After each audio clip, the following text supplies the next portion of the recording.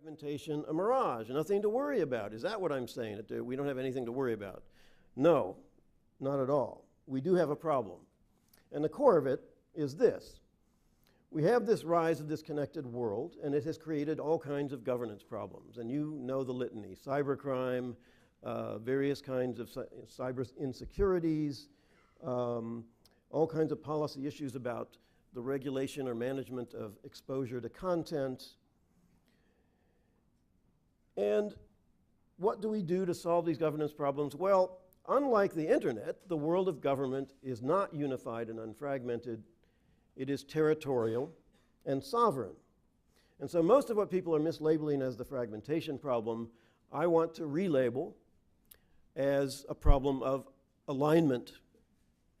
That is an attempt to force the round peg of global communications into the square hole of territorial states.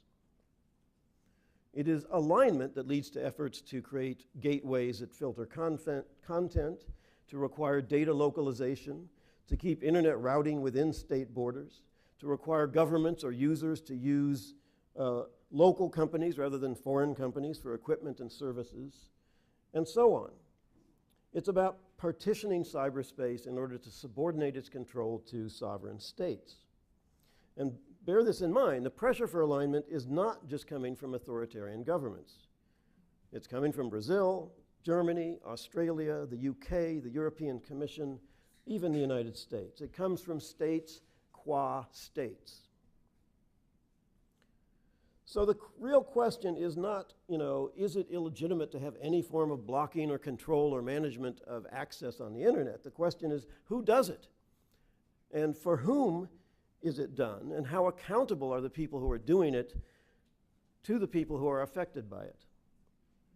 So fragmentation is really a code word for a power struggle over the future of national sovereignty in information technology. The sovereigntists want to align that critical decision-making power with existing states, and this is assumed to be the only viable collective unit for making such decisions.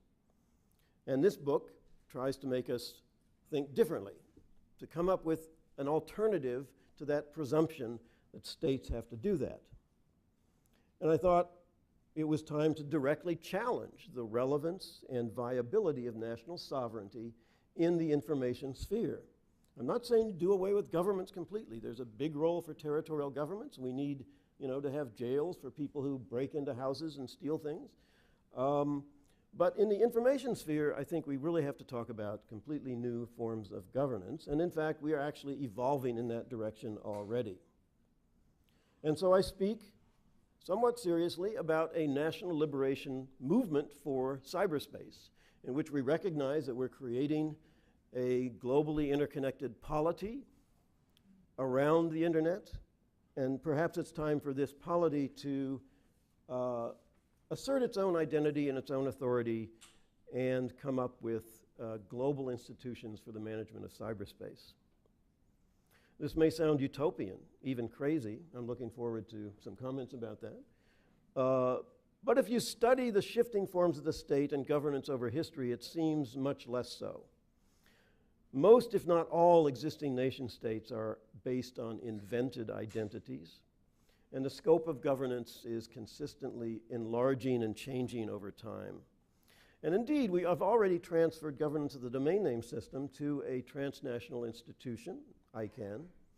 And now there's some interesting calls coming from Microsoft, among others, for doing the same with a cyber attribution organization, a stateless attribution organization. So I think it's time to have this discussion, and I look forward to what the panel has to say. Thank you very much.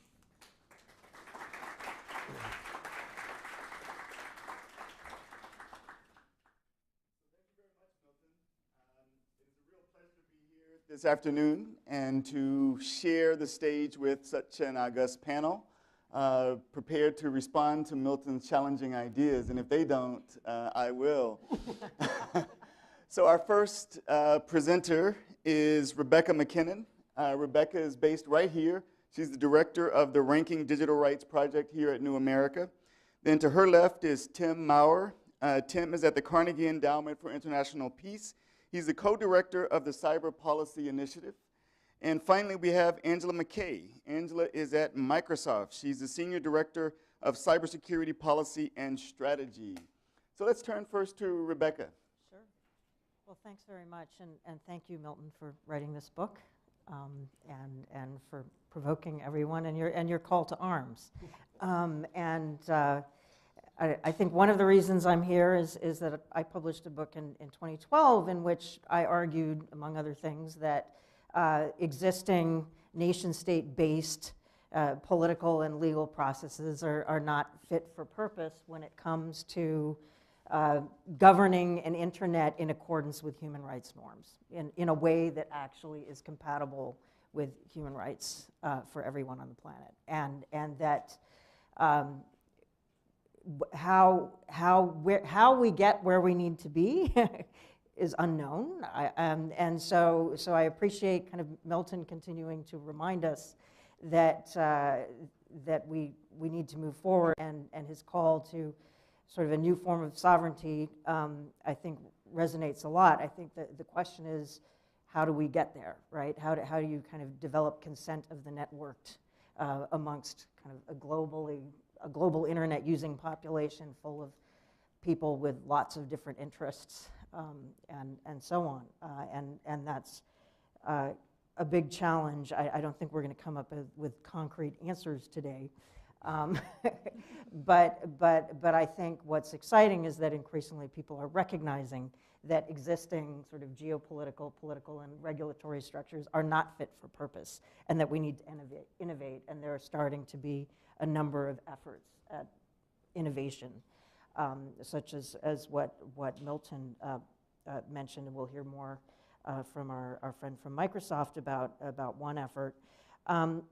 I think the challenge is also not only that governments are seeking to establish their sovereignty on the internet and kind of recreate the Westphalian system on the internet, but also they're trying to have their cake and eat it too, in that they also want to use aspects of the borderless internet when it's convenient for them to extend their sovereignty globally, right? So we have the case that Microsoft has been involved with pushing back on US government efforts to access data that is not under US jurisdiction. There are efforts to impose the European right to be forgotten globally that are very controversial. And also you have examples, say, with China, where users of internet services who sign up in China on Chinese phones are basically governed by the Chinese domestic terms of service no matter where they are on the planet. And so kind of different types of extensions of sovereignty. So governments want to have their cake and eat it too, because that's what government, when you're powerful, you want to have your cake and eat it too. And you'll do so unless somebody stops you. That's how it works. And that's how power works. And of course, we have the sovereigns of cyberspace, the companies that have global constituencies. That Microsoft has to demonstrate to its users around the world that it's going to respect their rights equally. It can't say we respect American rights more than Kenyan people's rights, right? So they need to in order to sort of have legitimacy with their constituencies, so that people will use their products, they need to really appeal in a more consistent way to everyone. So there's this kind of clash of sovereignties going on, the private sovereignties and the traditional Westphalian sovereignties. And then, of course, you have people, human beings, who are trying to use these technologies stuck in the middle with, all kinds of motives, obviously. And that's where kind of the internet nation and how you build that becomes, how do you create sort of Milton makes an interesting argument. We need to sort of create an internet nationalism and an internet identity. That's where I think it becomes challenging, because I've been involved with creating a global citizen media network, Global Voices, and find that, people share common values, but are also very connected to their domestic struggles, and so the question is sort of how you tie the domestic, how you weave the continued domestic reality with sort of the global interest groups that arise.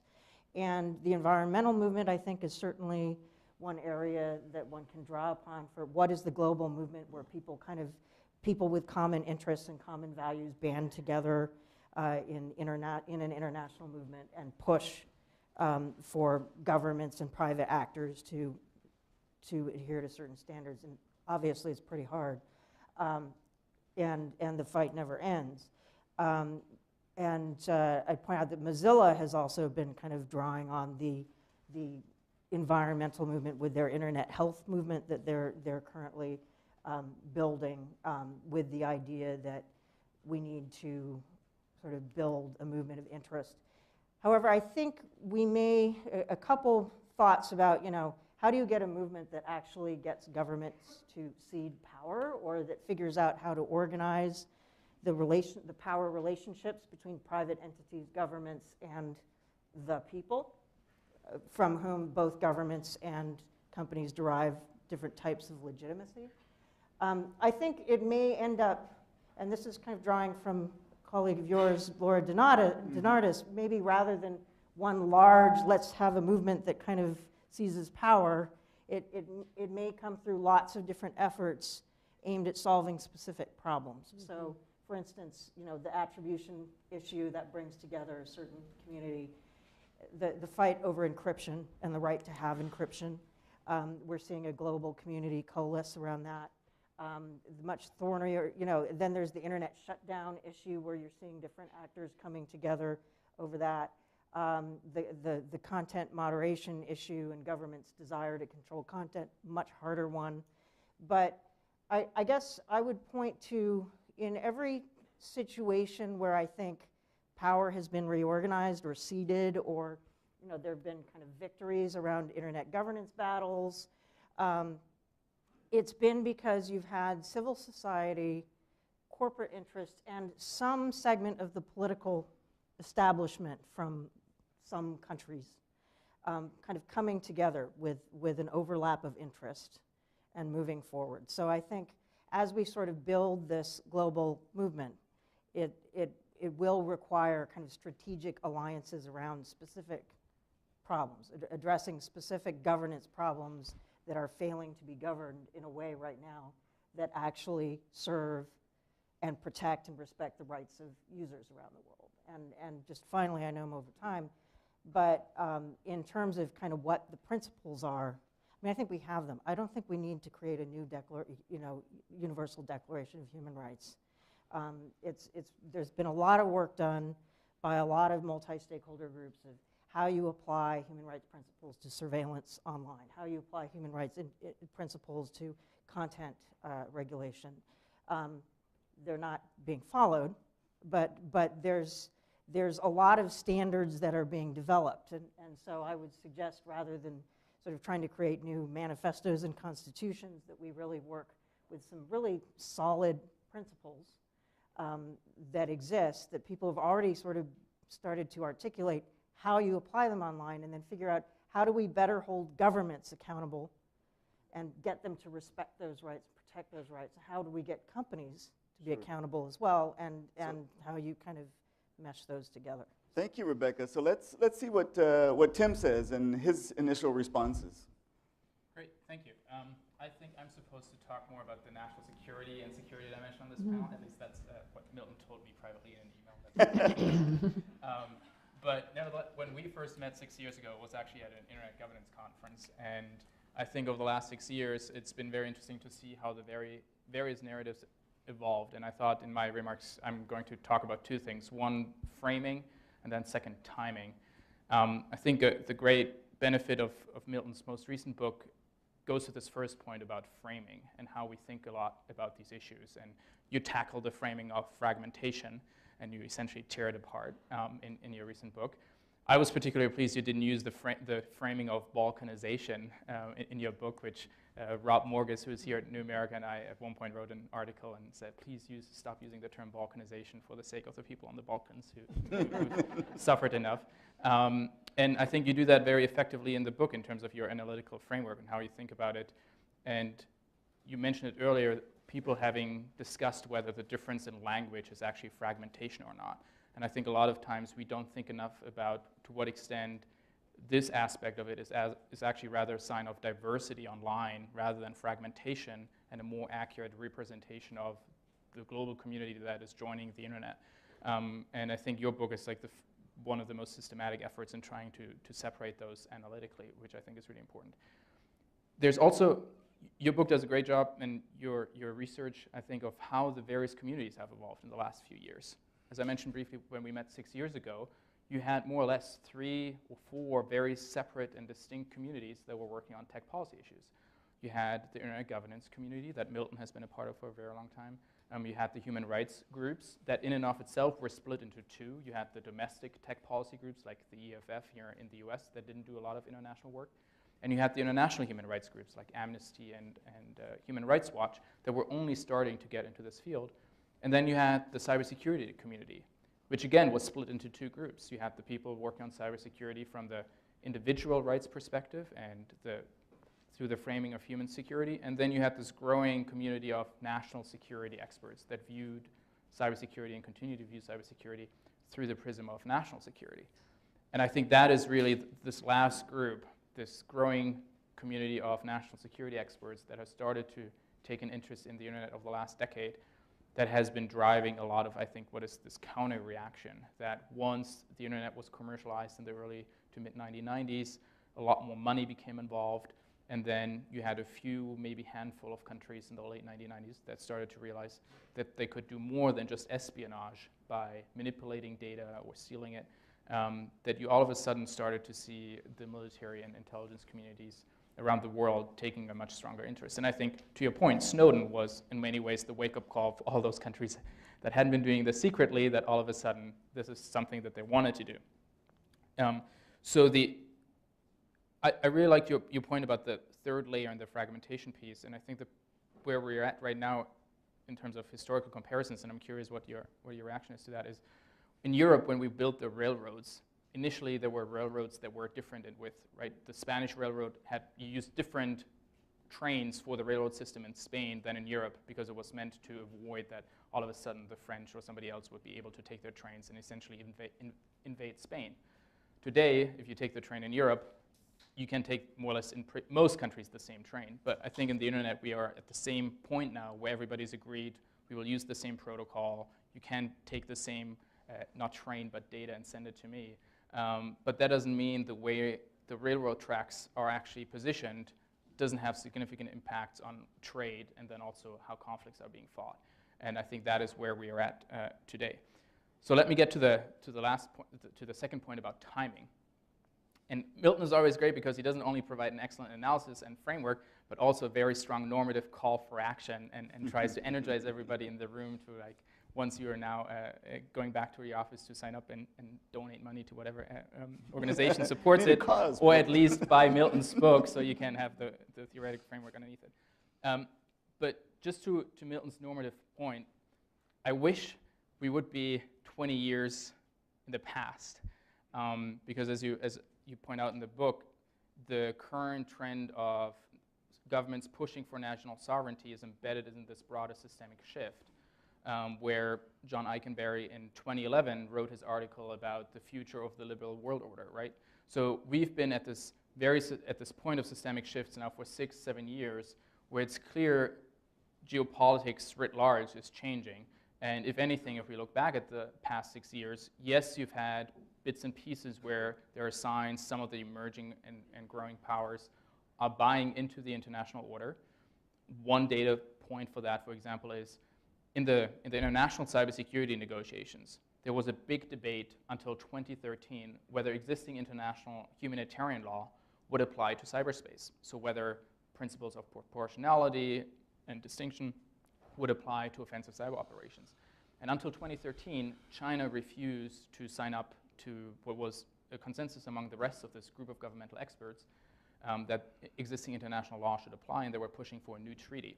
This falls into this broader contestation of the liberal world order, but in 2013, China actually agreed to this consensus language in the GGE that existing international law applies. So you have certain signs where China and other emerging powers are buying into the existing international world order, but if the last 8 months, how long has it been, has, I think, demonstrated anything, we are, I think, further sliding toward much more of a neo-realist kind of view on the world among policymakers and decision makers in many capitals, which raises the question to what extent your call for the globally interconnected polity happens to coincide with a counter trend at a global scale that diminishes the probability, whereas if this would have been, if we would be sitting here 20 years ago, we might be in a very different scenario to what extent this would be able to move forward.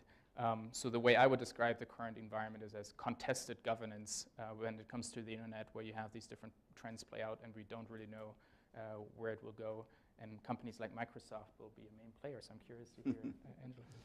Well, let's hear what Microsoft has to say. So Angela. So I'm just Angela, not Microsoft. I do happen to work at Microsoft.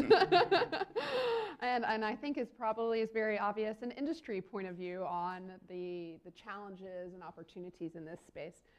First, I just want to, like my colleagues here, compliment Milton on putting out a very helpful contribution into the ecosystem.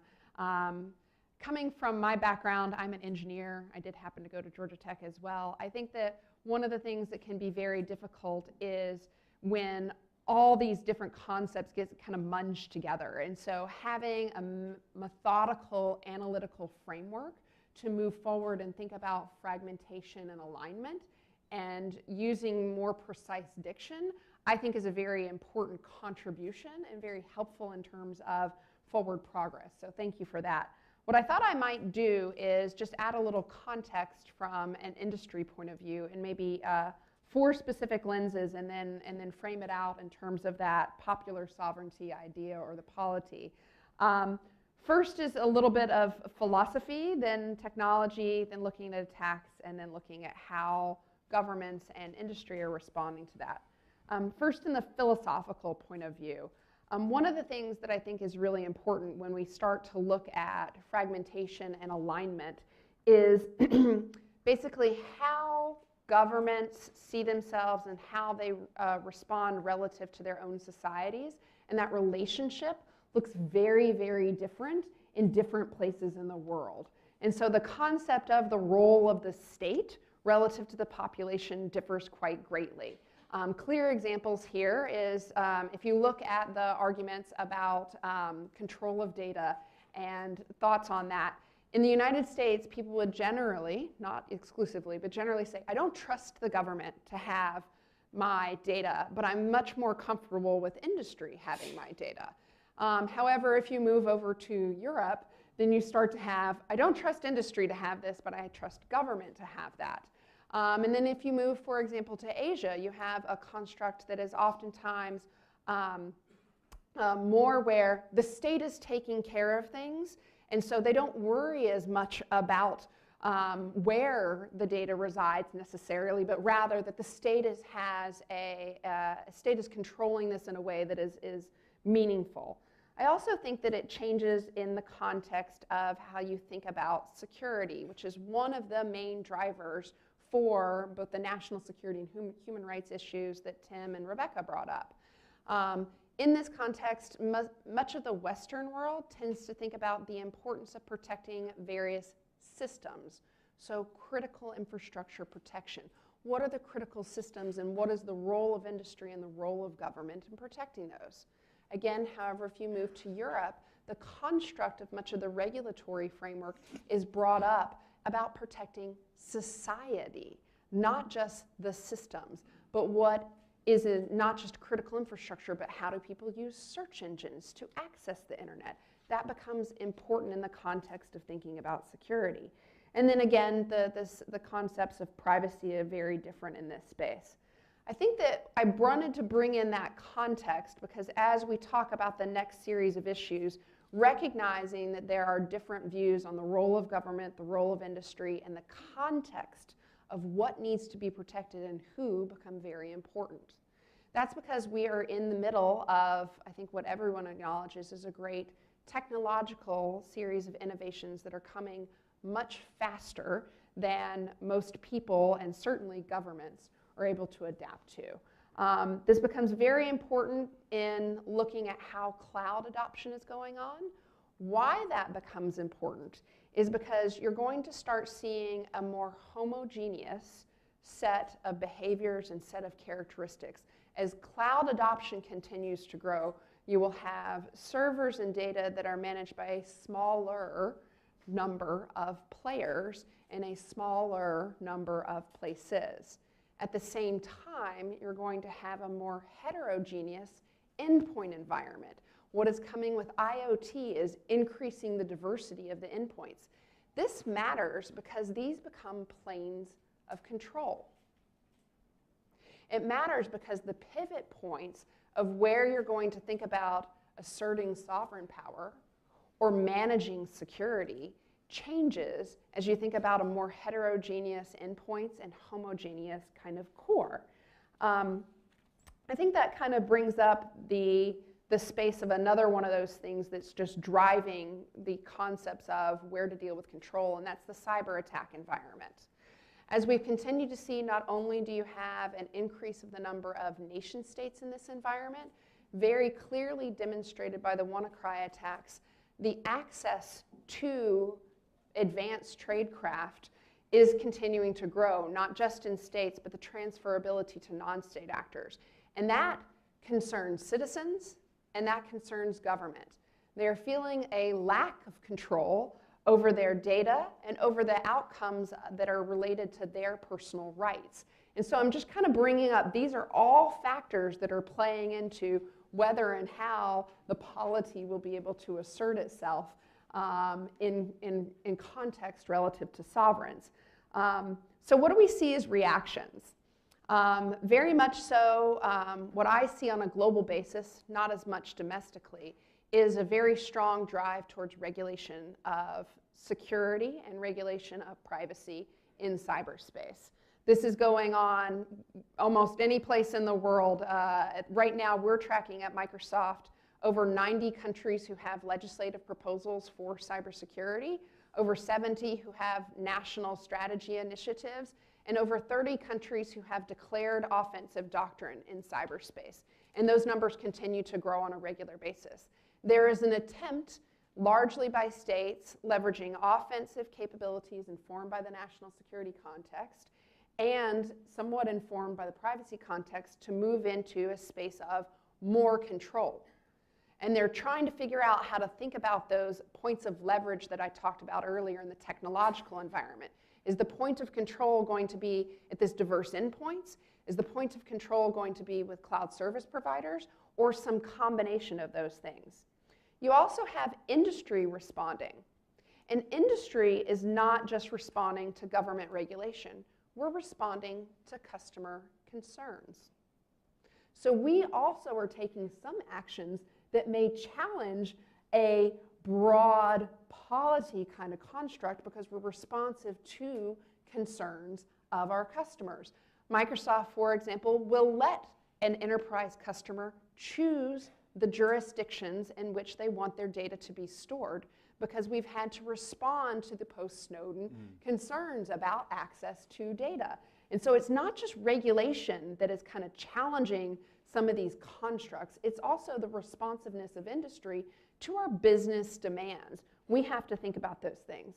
So I will tie up with the last 20 seconds here, which just says, I think what I really appreciated in Milton's book was the recognition that there are trends towards the global polity having an identity and asserting a series of, asserting its role in the management of these functions.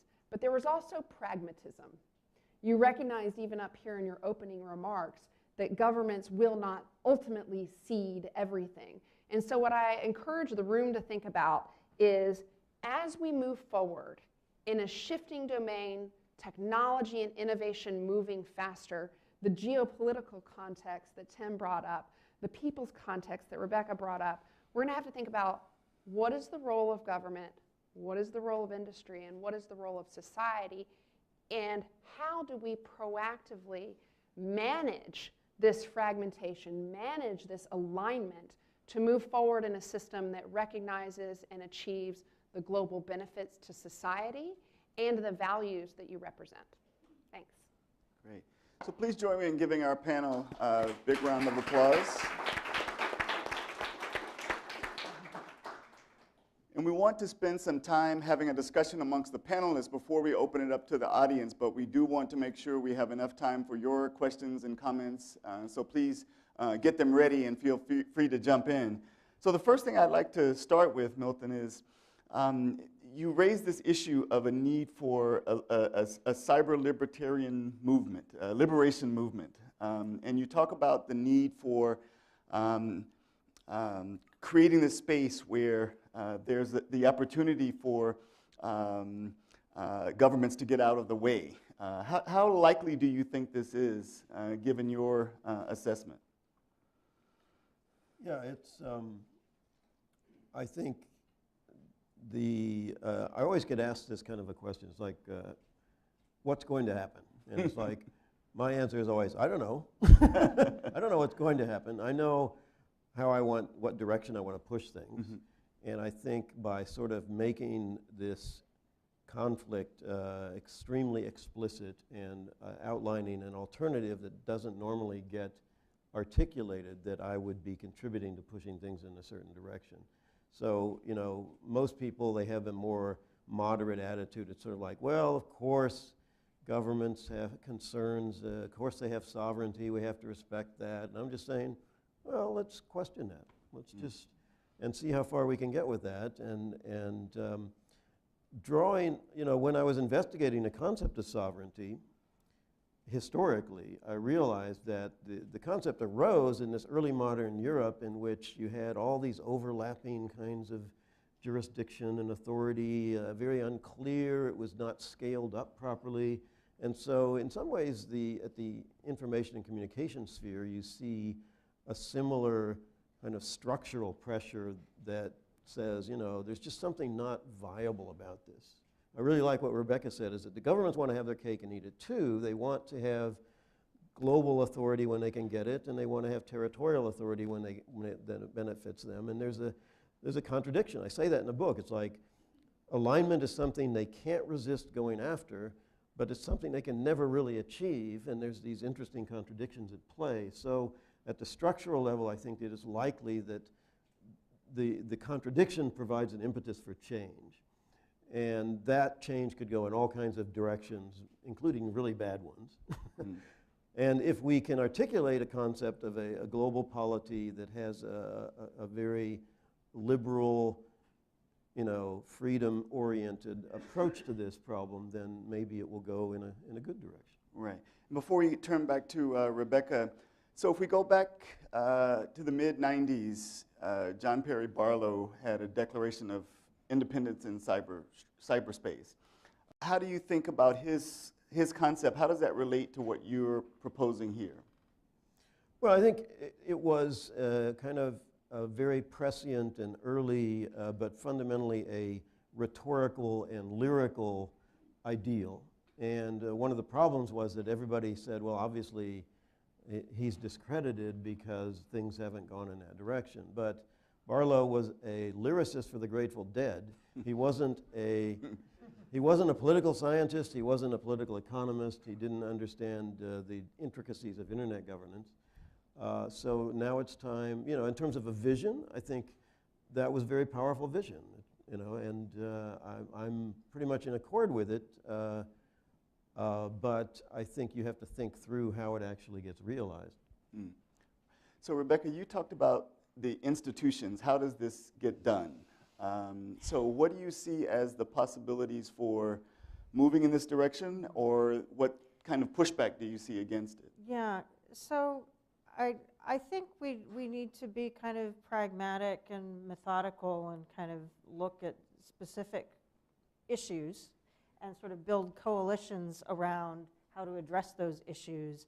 And I think in the process of that happening, then sort of broader interest groups that cross borders will form, and we'll kind of figure out what the politics end up looking like. Because I don't think we're going to have like the United States of the Internet with elected representatives to an Internet Congress or something like that, right? That would, God help us all. So, you know, I don't know sort of what the political innovation ultimately is going to be, but I think it's going to happen in a very internet-y way, which is that there's not going to be some grand thinker who's going to say, I have this grand idea and let's all implement it.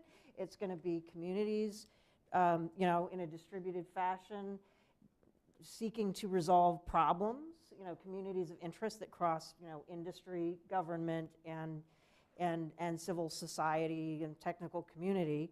And government is, you know, often not the bad guy as well, you know, both in terms of security, but also there are some really bad corporate actors Right. who, you know, people need to be protected from. So it's not that the role of government goes away. I think the issue is, and this is where I bring up human rights frameworks again. So you take encryption. Let's just take the encryption battle. You know, the right to encryption versus government's desire to assert sovereignty over technology so that they can access things for their purposes and claiming that it's in the public interest. But if you look at it from a global human rights perspective, it can only end badly, right? And the technical community and sort of the human rights community and a lot of the corporate community is sort of in agreement on that. And, you know, governments are kind of seeking shorter-term interests and seeking to erode encryption. I'm oversimplifying. But when you look at sort of what is the global human rights principle in here, this is a case where letting each government sort of decide how encryption is going to be regulated and then allowing it to be, you know, addressed in that way is clearly not good for human rights. It's not good for security either, right? You know, it's not, you know, there's a whole bunch of things for which it is bad. And it's probably not going to solve the problem that governments are seeking to solve anyway. So this is an example where there's kind of a community of cross-cutting interests in a bunch of different sort of sectors that can come together and say, governments, we have to take this power away from you because you're not using it in a way that's actually in the public interest. And so the question is, how do you align those forces together to do that, to achieve that? So that's a very concrete, on just one specific issue. And I think, you know, then when it comes to content moderation, you know, lots of governments are saying, okay, we have to make all the internet platforms, you know, pre-censor everything and monitor everything so nothing bad ever gets said on the internet. And I oversimplify, but only slightly. And you know, from the internet, you know, from a human rights perspective, this will only end very badly. And so again, if kind of the national sovereignty approach is clearly not going to work, sort of how do you move it in a way that rational governance and rational decision making that actually is compatible with the advancement of human rights can happen? And so I think, you know, we do need to take it sort of beyond abstraction to some very practical and pressing issues and try and figure out how we get beyond the stalemates we're at. And as we sort of innovate in terms of policy solutions, then we'll kind of see where it's going, and those tactics can be applied elsewhere. And then the message to governments, you know, sort of as it was back when, you know, monarchs were the thing, and, you know, said if you know, if you want, you have to evolve if you want to stay in the game at all, right? You know, that they're not going to change unless they're seeing a real threat, and that there's frankly enough power, you know, that's pushing them in that direction. So do you, or Milton, do you see any alignment with the current institutions that we have with the helping us to move in this direction? So we have, you know, the Internet Governance Forum entering its second decade. You have the, you know, lots of communities of interest within that space. Are they organized enough to push us in this direction? Or, you know, Milton, you talked about Net Mundial in the book. As, you know, having lots of possibility, lots of energy that, you know, somehow got dissipated as well.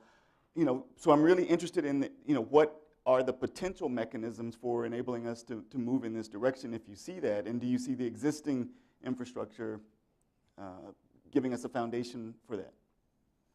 Well, I think the Internet Governance Forum and the Internet Governance community that kind of orbits around IGF and ICANN and the RIRs and the Internet Society actually are very important parts of the kind of the glue that helps to hold a global community together.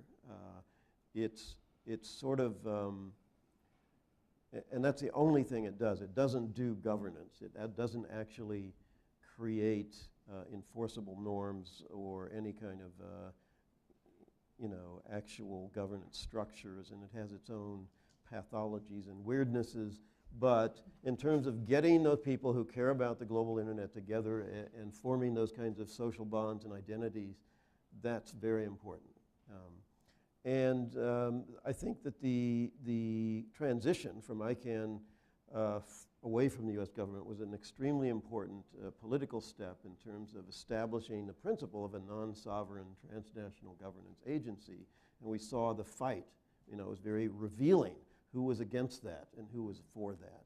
And now I think really the shift, the impetus now has to come from industry, civil society alliances, and in particular industry has to be more involved because they're the ones who operate the infrastructure. They're the ones who have much more direct relationship to the control points. Mm-hmm. And I think if industry can do things like Microsoft's Digital Geneva Convention, which is a very welcome development, I think if things keep going in that direction, I think we can see some real progress.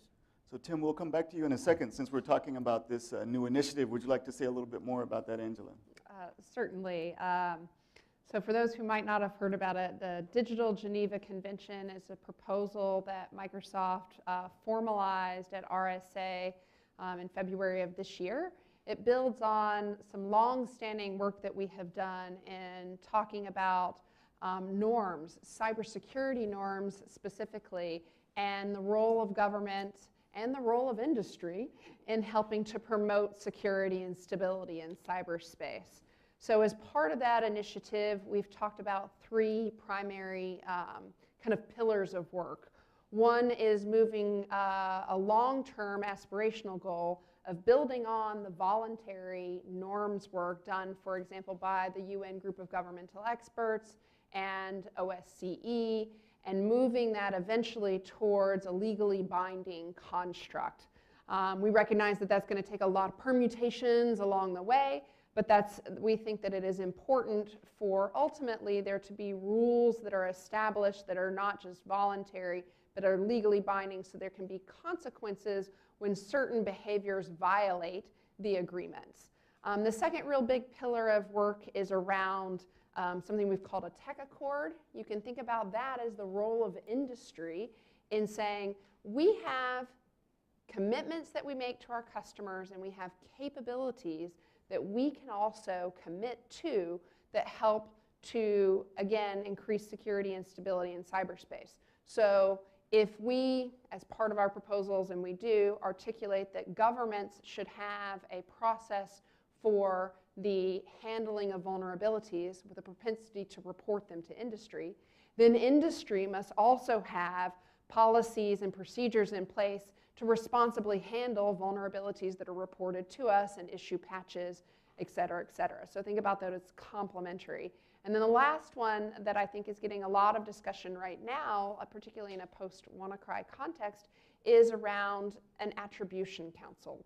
So how can industry, from a technical point of view, share data with each other, potentially also with governments in a neutral forum, so not into the UN process per se, or not into a particular government, but do technical attribution of data and demonstrate and show evidence, because one of the main problems with attribution right now is that there is attribution going on, some by states, and then they say, just believe us, but we can't show you because it would reveal sources and methods.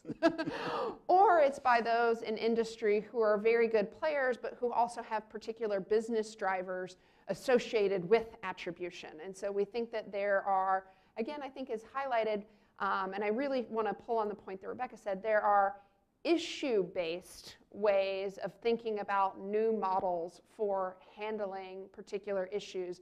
And I do also agree that that is going to be one of the things that move forward. I talked about public-private partnerships probably 3 or 4 years ago at the CyCon conference in Estonia, where we talked about the Attribution Council recently. And at the time, I said the same thing I would say now, which is you form communities around issues. It starts to help you know which stakeholders need to be involved, because everybody has an interest. But do you have an equity or a capability to bring to the table to solve the particular problem that's coming to bear? This is moving and changing so fast that I think an issue-based construct is going to be the one that allows for sufficient agility to deal with the range of concerns from a threat perspective and an innovation perspective, and helps to define what the appropriate model for inclusivity should be. Because if it's everyone all of the time, we're never going to get anything done. So, and Angela, you and Rebecca both see these issue networks as multi-stakeholder issue networks? Sometimes. Sometimes, not necessarily. Not necessarily. Even in the Digital Geneva Convention proposal, you saw that the legally binding pillar of agreements among governments is a government-to-government agreement. Industry and civil society can help inform what that agreement is, but ultimately we believe it's states agreeing or not agreeing to certain behavior between them. Okay. We can influence that. The tech accord is an industry-to-industry commitment. States and civil society should have input, but the agreement is there. And so it's not going to be one or the other. It kind of gets to who has capability and equity, not just who has an interest. Sure. You can inform a lot, but you've got to kind of figure out who has to be at the table versus who wants to be at the table. Sure. Yeah, I agree. I think each problem, there are different sets of actors that need to perform different roles. But it also relates to accountability. Yes. So whatever solutions get devised, how do you ensure that when whatever mechanism it is, when abuse takes place, when abuse of power takes place, it's identifiable, that the abuse took place. It's possible to know who abused their power, and that they can be held accountable, and that victims have redress. Right. And so in terms of how you build that system, I think in a lot of cases, there's going to have to be, in terms of impact assessment and risk assessment and who's being affected, and just how grievance mechanisms get set up. Again, I think you need multiple stakeholders, but is every kind of issue going to be dealt with by the same construct? That would not make sense. I mean, if you're dealing with content controls, I think you need a much broader set of stakeholders than you do with certain technical security matters. So Tim, states have responsibilities to protect their citizens, to address some of these ills and the dark side that Milton sort of alluded to as well. What's the role for states here in terms of national security issues? What are the kinds of issues that you see as important in addressing Milton's concerns? Frankly, it's unclear, and I think how hotly contested this space is and the roles and responsibilities is clear by the fact that you have a major company that is, I think, going beyond what I would consider conventional activities of a company and pushing its agenda. The fact that you have the CEO of Microsoft pushing this notion of the Digital Geneva Convention and the Attribution Council and the Tech Accord tells you something about how much of this is still in flux, in addition to Milton's call for the liberation movement, right? So I think a lot of this is right now up in the air. I think for the next couple of years looking forward, a key data point will be who else will be signing up for this, right? Will you have the continued division between some of the companies and civil society, or will they join forces on specific issues?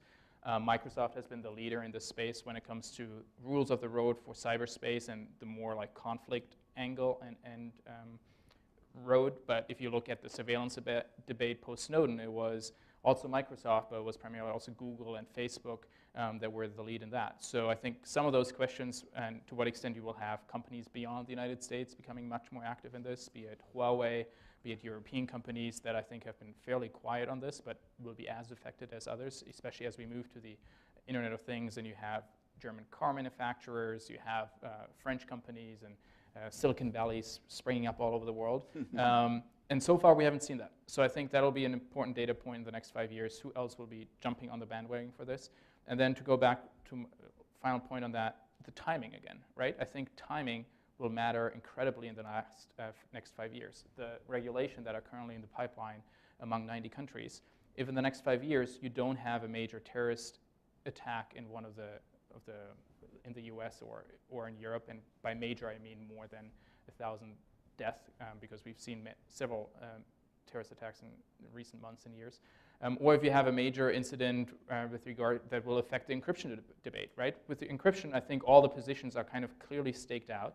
Now it's coming down to the politics of it and who will ultimately prevail in this battle of ideas and what should be the fact, and that will incredibly depend on what will happen in the next 5 years, and then it'll become path dependence will come into the picture. Whatever decision will be made then will set the path for the next few years, and I think at one point we will have to figure out what is the ideal governance system that we think is the most effective, the most accountable, because once we've reached that point, the next question becomes, how do you implement as many veto players as possible so that if there is an external shock to the system, the veto players will make sure that there won't be any dramatic changes to the governance system. So at one point, you'll have to identify, okay, where is the ideal balance that we found here? And then you have to think about how do you make sure that there won't be any easy changes to that system and that you build veto players in it and that you increase the cost for making any changes to that system.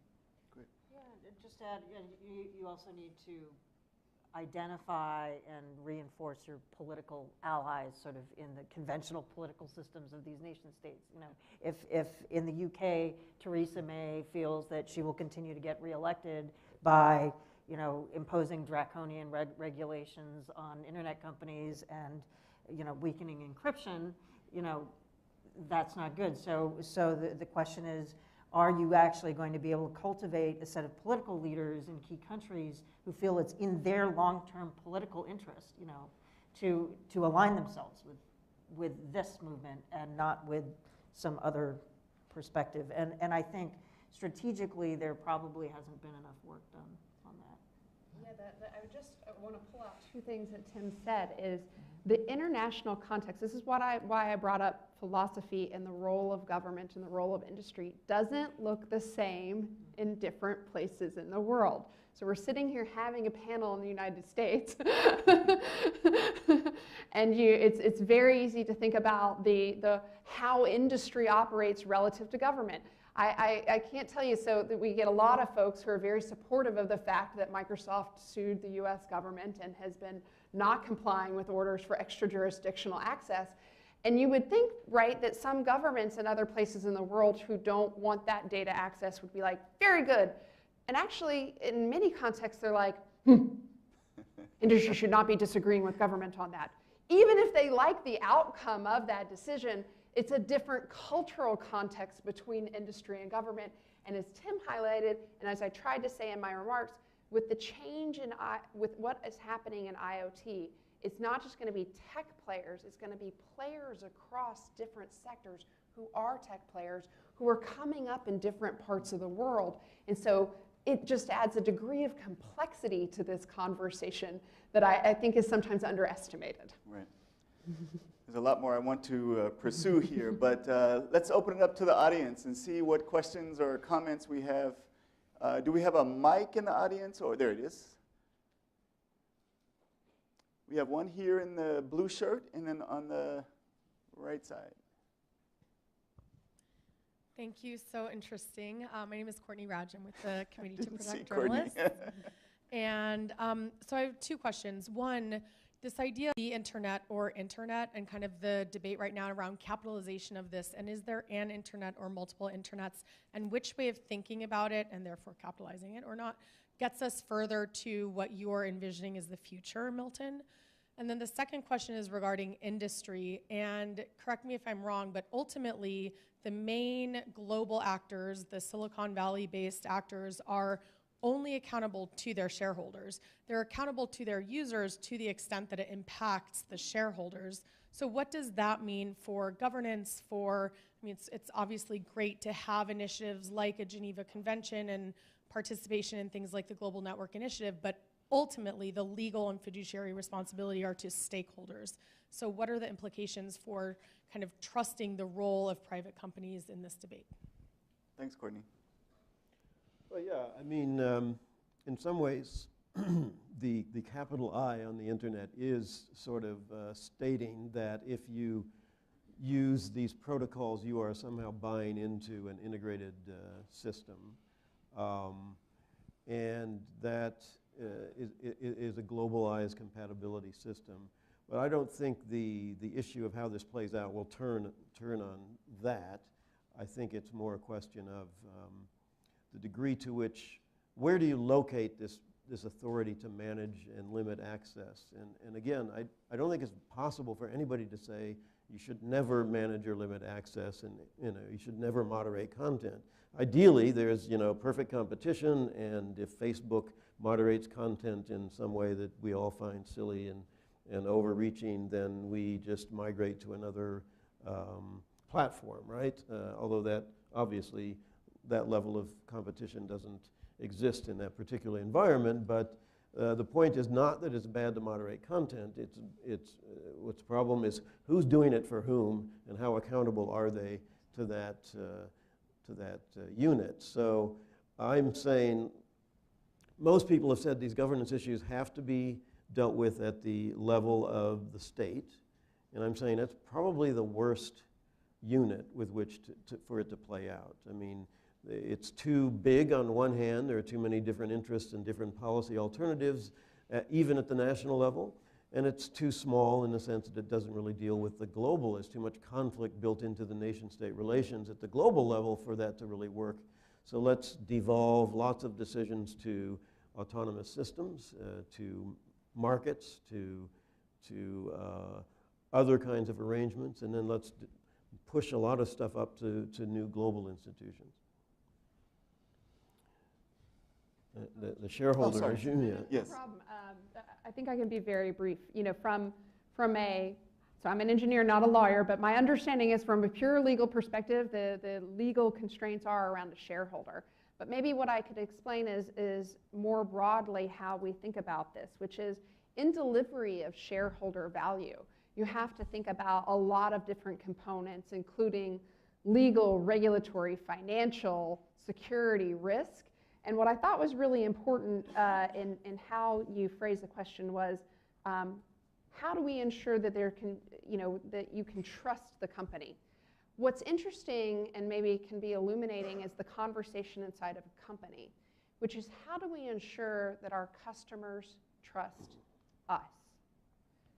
Because trusting the company is one construct, and that gets to the legal and shareholder value. But if we have diminishing trust in ourselves or our technology, then we won't be able to deliver that shareholder value. And so I'm just kind of highlighting that the inside of a company, at least inside of ours and many of my peer community, is really thinking, and one of the reasons we're so engaged, whether it's on domestic regulation or these transnational issues like security and stability and international security, is because we're thinking about trust in the technology and trust in the company so we can continue to deliver the societal impacts that have been driven by technology.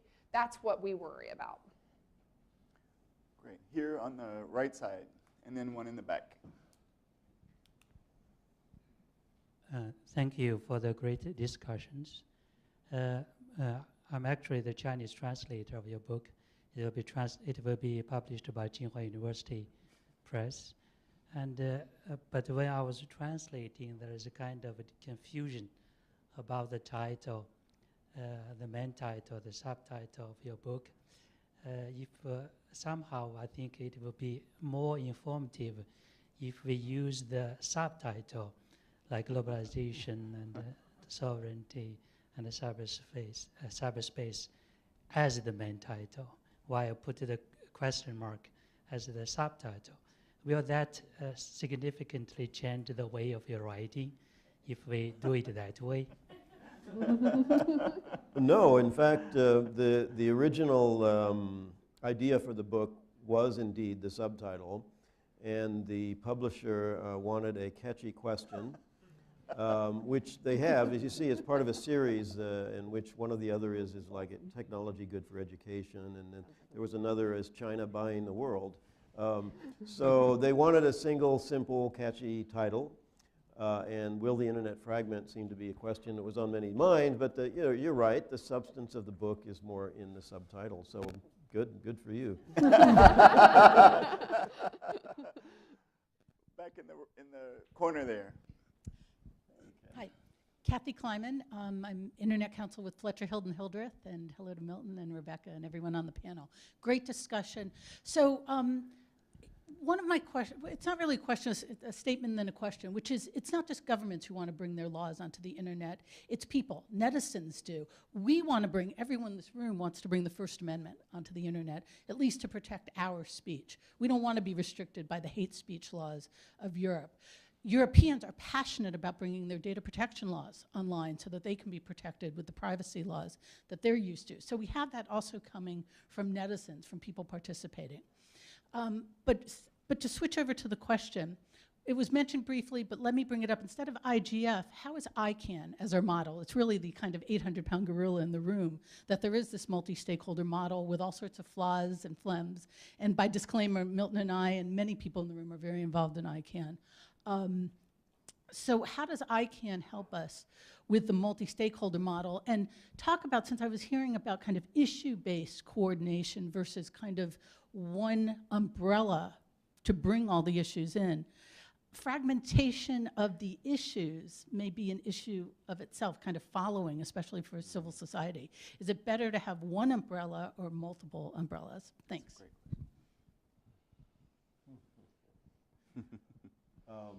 So I guess the question of who is here from ICANN, by the way?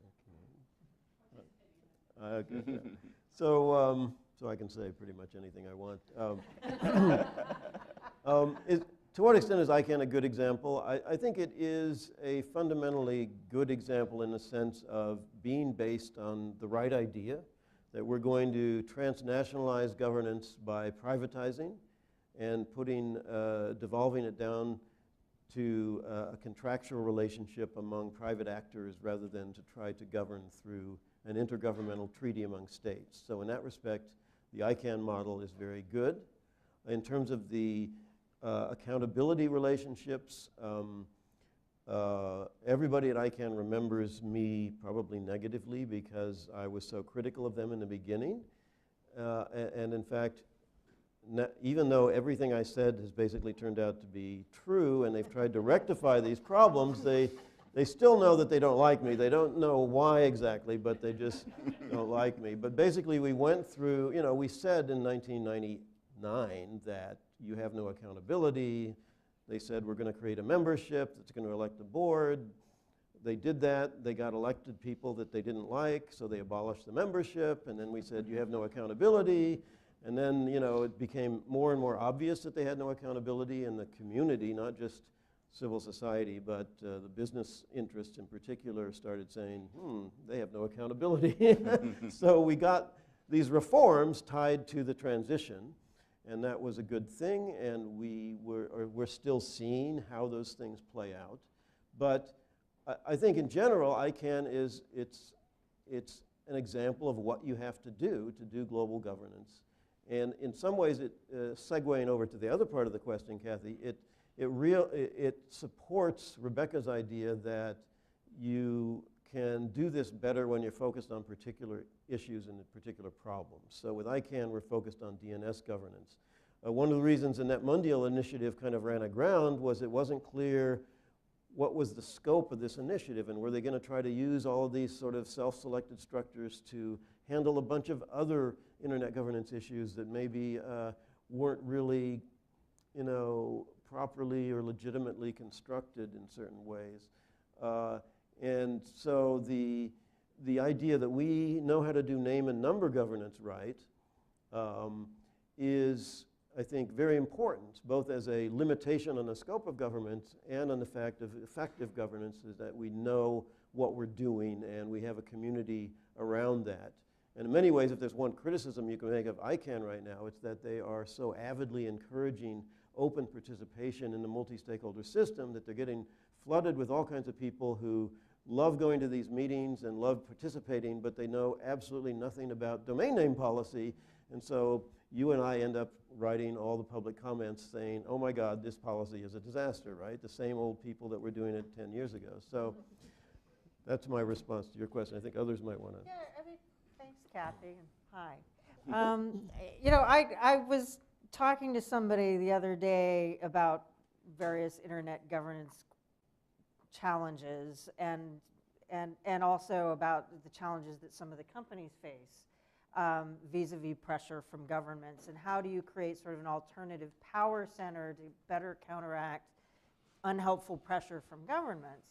And I kind of threw out this thought, which is, what if one kind of form of governance experiment that were to be conducted would be if, for example, Facebook allowed the creation of user chapter, or maybe we don't need their permission. We just create, sort of some hybrid of ISOC, Internet Society, and ICANN sort of models where you get chapters of Facebook users around the world, sort of, union of Facebook users, chapters in different parts of the world, and maybe they have regional chapters, and then maybe there's a non-commercial stakeholder group and a commercial Facebook user stakeholder group, and God forbid there's a government advisory council or something, and they elect like a board that then goes and negotiates with Facebook, the corporation, about issues that, I don't know, this is just, a thought experiment. But do we need companies, would it be in companies' interests, particularly when they're just kind of faced with this conflicting set of demands from lots of sovereign governments that all contradict one another, and it's kind of hard to respond constructively. And they're also trying to solve problems of their own that are just sort of like, how do you manage content in a way that doesn't just anger everybody, and et cetera, that you can derive more legitimacy amongst your users by actually bringing them into decision-making processes in some way. I'm not a lawyer, because I know lawyers would hate this kind of idea, from the corporate side, but maybe there needs to be some types of experiments in that regard as well, by, either just kind of initiated by users, or that companies might welcome some of this. I don't know. It's just, right. I'm just throwing this out there as sort of a crazy thought for people to. So part of what I heard in Kathy's question as well is this fragmentation of venues. So you've got ICANN, you've got IGF, you've got all of these different conferences and venues that are starting to emerge. That happened with NetMundial as well. People started to worry. Now you have this whole new set of processes as well. Then you have the one that came after it, the NetMundial initiative, and all of their activities. And so what I was getting at earlier around, say, the dynamic coalitions within IGF, is that the kind of issue network? At least that's a place where, even though where all of these different issue networks are still coming together, rather than just going to the privacy conference or just going to one of the other, intellectual property conference or whatever the case may be. I just, I'm trying to be a little bit pragmatic and think about how do we see progress in this front, creating yet another multi-stakeholder global institution from scratch to make this happen, or make the ones that we have work better. Well, one of the things to understand is that you can overdo governance, okay? So it's not like everybody needs to collectively vote on everything that happens in the world at every moment in time. Indeed, one of the values of markets and limited government is that you try to find ways where, when people disagree, you don't have to have a vote on my tie, right? I choose my tie. If you don't like the color, it's just too bad, right? And you got an orange shirt, and that's okay, okay? So, I think we need to vote on it. So we need to radically restrict the number of things on which we need to reach collective agreement. And there's a very clear dichotomy between progress, technological and market progress, on things that people can take private action, and things where you have to come to collective agreement. So, for example, it took us more than a decade to come up with internationalized domain names, because that required collective agreement through the governance structure. It didn't take half that much time, a fraction of that time, to come up with actual representation of alternative scripts in websites, because that was private action. So one of the keys here to having rational governance is to limit the scope of governance to those things where you truly need collective action. I forgot exactly where I was going with that, but... Asfatu was next, and then we've got 3 over here. So. Hi, I'm Ash. I just graduated from American University. Thank you so much for such a great discussion. I just wanted to hear your thoughts on yet another institution that I understood as having quite a bit of significance to the whole debate of internet fragmentation, the Wicket. I'd like to know if it does, 5 years after the ITR, if it does have significance now, and also, do countries need the kind of justification provided by Wicket in order to assert their sovereignty? And if so, how do we deal with it when internet governance is reduced to like intergovernmental treaties? Thanks. And just because we're at the end here, let's get these last 3 questions and then a final round of responses. So there's 1, 2, and 3. Hi, Tim Rideout. Thanks, everyone. I'm wondering about, this is more specifically to Angela, but anyone can feel free to answer, is as tech companies, so for the example of the Attribution Council or whatever, as tech companies do take on more power and influence, then people are then going to want to hold them accountable directly if the government is more pushed aside. Are the tech companies prepared for this? I mean, how does it, obviously if you're attributing, you're taking on an investigative function that is normally the police. And as Facebook takes on more and more, and you know, I mean, I don't trust Facebook. They perform social experiments on their user base without their consent. I mean, you know, so the question is then, are you prepared to basically become the government in some form? How does it interface? I mean, obviously you're not going to go around arresting people, but when you give information about attribution to someone, you know, what does that look like? I mean, I don't know. I'm genuinely curious. Thanks. So we've got the gentleman in the blue shirt here and the gentleman in the bow tie. Hi, I'm Chris Savage. I'm a lawyer and actually a professor in this space. I want to put a dystopian image out there and see how the panel responds. Something that governments have that companies don't is armies, guns, and the ability to put people in jail and take property and not have to go to jail for it. And so what occurs to me is the reason this panel exists is because we don't realize how recently it is that the internet has actually become important. And it's really only in the last 3 years, maybe an election or two, that the politicians and the governments are coming to realize, wow, this really matters. And if the government thinks it really matters, they do all kinds of things. Revoke Section 230, for example. There goes content, totally consistent with the First Amendment. Or regulate internet service as a utility on price, which is a lot of the issue in the net neutrality. And I'm wondering whether this discussion appreciates the full power of government if it actually gets interested in what we do. Yeah, that's a perfect lead in to the end of the conversation.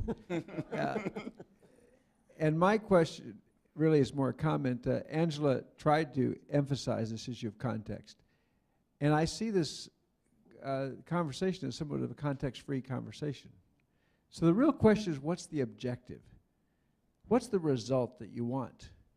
Because technology, internet governance is inherently a technology question. It really is. I mean, the operations of it is a technology question. How are we going to govern? At least I thought it was about connectivity, about free data, about data flows, things like that. And when we first started talking about fragmentation, as you said, it was really the issue of governments putting walls, using that to create several internets and lots of things like that. But what's happened is you're talking about rights. Well, what are human rights? There is a declaration, there's disagreement, you know, what we consider a right here and others. So those are governing things. And if we use governing words like power and primacy and things like that, then we're adding to governance something that has nothing to do with the flow of information, but it has everything to do with replacing things. So we have to be very careful about thinking what the result is.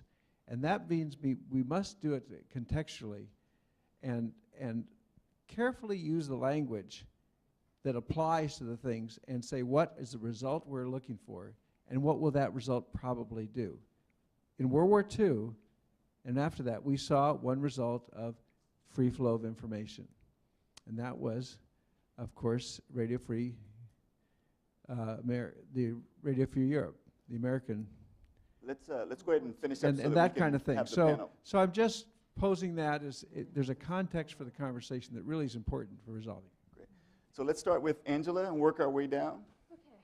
Lots to think about. Lots to think about. One to Tim's question. Hey, Tim. Everybody else got to do a shout out, so I do it. Particularly relative to the Attribution Council, what I would highlight is maybe a very tactical point relative to your question, then a more strategic one.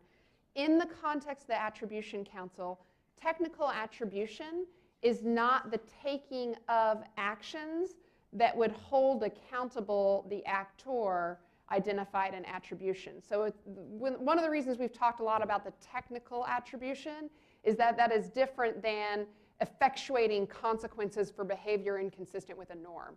At least in our model, what we've talked about is attribution and the credible evidence being shared publicly, which then allows states to carry forward the sanctions that they deem appropriate on that attribution. So it separates that out. But I think your broader point about as industry continues to have data and capabilities that historically used to be more resident in governments. There are changing dynamics here, and I think that that's really important. I think that we don't want to become the government, first of all. Not nearly as agile, certainly not good for innovation, and not good for all you in terms of liking new innovations that are delivered to you. But I do think we have to think about what are the mechanisms for accountability. Rebecca raised this point earlier. There's certainly ones that industry can drive ourselves. So things like transparency reports, the transparency centers that my organization have done that provide visibility into code base are voluntary mechanisms for accountability. I do also think that we're going to see, whether it's through the regulatory drive or through other things, greater systems of accountability put on industry.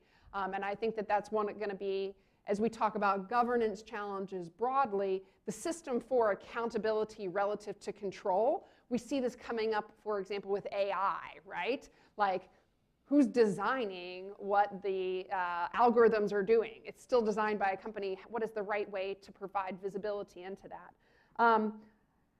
So maybe just to the question at the end, what is our objective?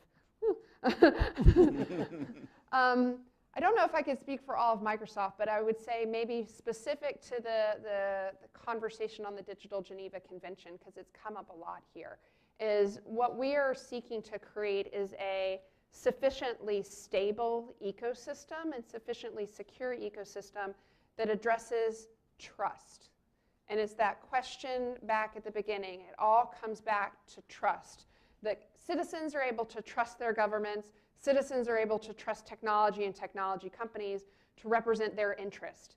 But the context point becomes incredibly salient there because interests are different in different places in the world. And I think not just from a geographic point of view is what I highlighted earlier, but these are changing. The identity systems are changing very dramatically because of technology. And so when I say represent interest, it's a conceptual thing as opposed to a very pragmatic or tactical thing at this time. Yeah, anyway. Thank you. Tim. Just building on that point in terms of the dystopian future, I think we're in the midst of that battle playing out right now. After 2007, the Estonian DDoS attack, Stuxnet became publicly known, Snowden, I think we're in the midst of the resurgence of sovereignty and the nation state. And to the stability point of view, I think there's a really interesting question to the objective. What do we mean with stability? It's different from security, and it's different from peace. And even if you would just look at peace, I work at an institution that has peace in its name. You can go to Jörn Galtung and we can have a conversation about negative peace and positive peace and what we mean by that. So I think that'll keep us busy for the next few years.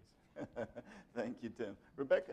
Yeah, I mean, just briefly, I think human rights are pretty tangible and do relate directly to the free flow or to the flow of information and the governance of the flow of information. As a Zimbabwean blogger said on a panel at WSIS back in 2005, which almost got shut down because it had human rights in the title,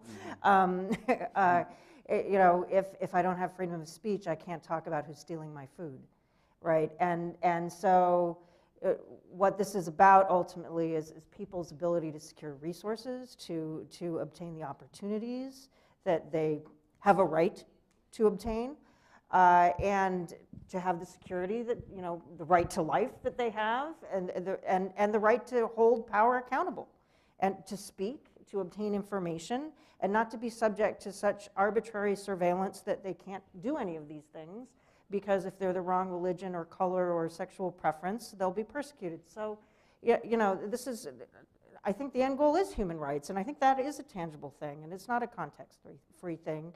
And I believe very strongly that that's what we need to organize our kind of governing principles around. Let's give Milton the last word. Okay, well, before I answer the 4 questions, which were all very profound, I'm going to do a plug. So before everybody leaves, I've got a small number of copies of the book here, which you can buy for $13 if you have it. We were supposed to have more here, but the publisher, distributor actually messed up, so I've only got this small number here, but I'd be happy to transact with you. Yeah, it could be. Markets rule, right? Right. This could be a collector's item. It's maybe the only copies we ever see.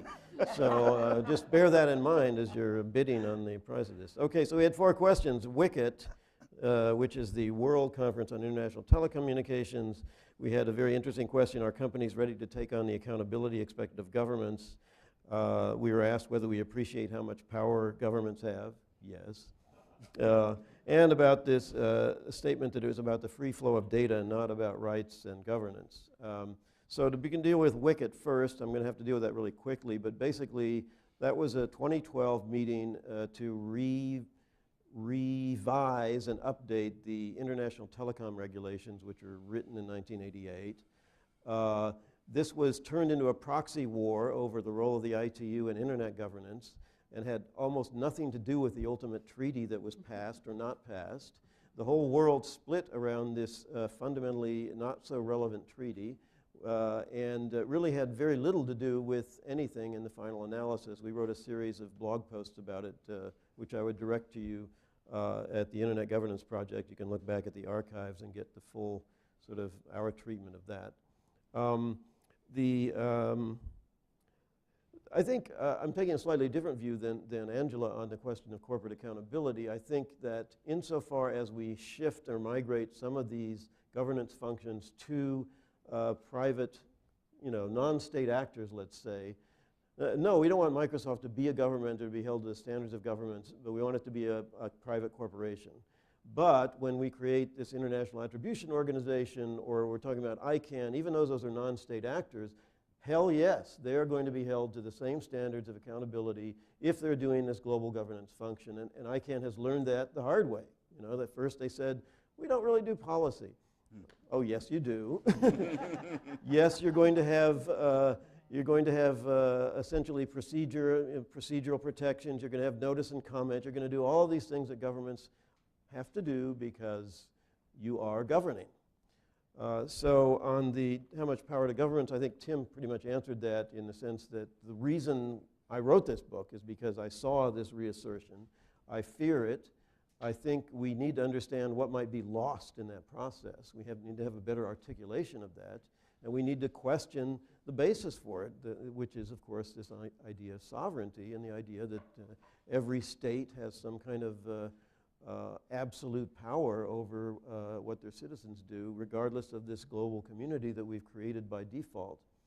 And finally, you know, when you say it's about data flows and not about rights or governance, then, well, think about what it means to have free data flow between countries. You know, it may be that the data is violating the privacy laws of a particular country. It may be that you're enabling commerce that bypasses all kinds of regulatory restrictions on commerce. So you cannot avoid talks about rights and governance simply because the technical system has enabled. That's what's so wonderful about the internet. We sort of just created a globally compatible protocol that connected everybody first, and then we thought about, how do we govern this?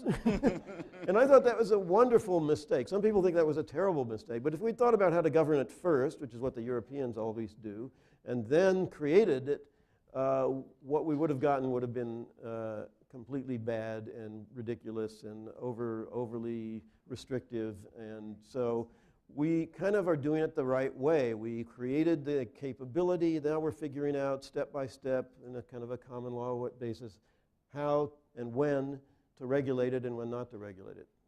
So, Great. So everyone, please join me in congratulating on the publication of his new book, and to thank the panel for their wonderful insights. So thank you all very much.